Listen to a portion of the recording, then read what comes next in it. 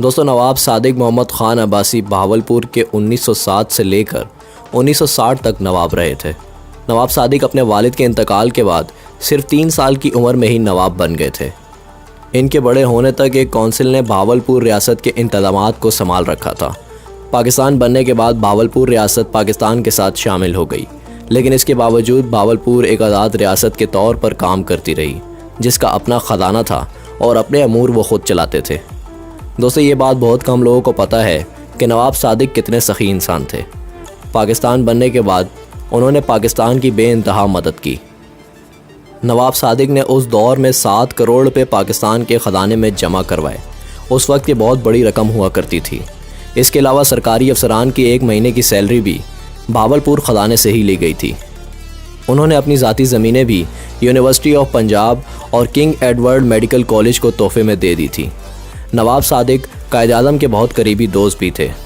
1955 में बहावलपुर पाकिस्तान का मुकम्मल हिस्सा बन गया, लेकिन फिर भी नवाब सादिक को वैसा ही प्रोटोकॉल मिलता रहा।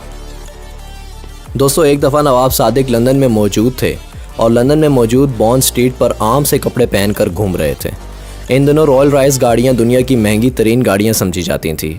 नवाब सादिक वहाँ मौजूद रॉयल रॉयस के शोरूम में चले गए और रॉयल रॉयस के डिज़ाइन और कीमत के मुतालिक पूछने लगे, लेकिन नवाब साहब के आम से कपड़े देखकर वहाँ मौजूद सेल्समैन ने नवाब साहब की बेइज्जती कर दी और उसको लगा कि नवाब सादिक और लोगों की तरह मेरा टाइम ज़ाया कर रहे हैं।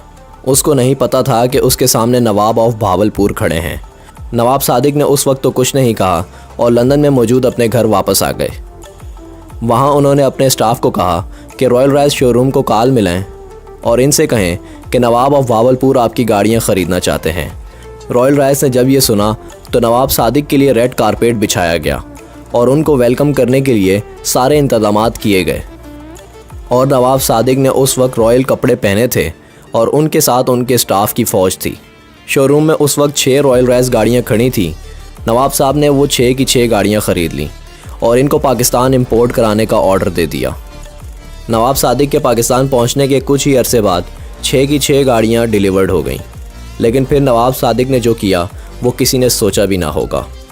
नवाब सादिक ने अपनी बेइज्जती का बदला लेने के लिए और रॉयल रॉयस को सबक सिखाने के लिए बहावलपुर रियासत के म्यूनसिपल डिपार्टमेंट को हुक्म दिया कि वो ये 6 गाड़ियाँ अपने पास रख लें और इनके आगे झाड़ू और मॉप लगाकर शहर की सफाई का काम लें। दुनिया की महंगी और एक्सपेंसिव तरीन गाड़ियाँ बहावलपुर में कूड़ा कचरा उठाने का काम करने लगीं। ये खबर देखते ही देखते पूरी दुनिया में फैल गई और रॉयल रॉयस कंपनी के लिए एक धचका साबित हुई। इनकी अहमियत पूरी दुनिया में इस वजह से कम होने लगी और ये मजाक बन गया कि इतनी महंगी गाड़ी तो कचरा उठाती है, और इस वजह से रॉयल रॉयस का रेवेन्यू भी काफ़ी हद तक गिर गया। रॉयल रॉयस ने इस पूरे मामले की तहकीकात कराई और एक टेलीग्राम के ज़रिए नवाब साहब से ऑफिशियली माफ़ी मांगी और इनसे रिक्वेस्ट की कि वो रॉयल रॉयस से ये काम लेना छोड़ दें। और उन्होंने कुछ गाड़ियाँ नवाब साहब को तोहफे में भी दी। जब नवाब सादिक ने देखा कि इनका मकसद पूरा हो गया तो उन्होंने इसे कचरा उठाने से मना कर दिया और तमाम गाड़ियों से ये काम लेना बंद हो गया।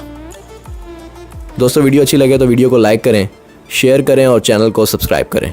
शुक्रिया।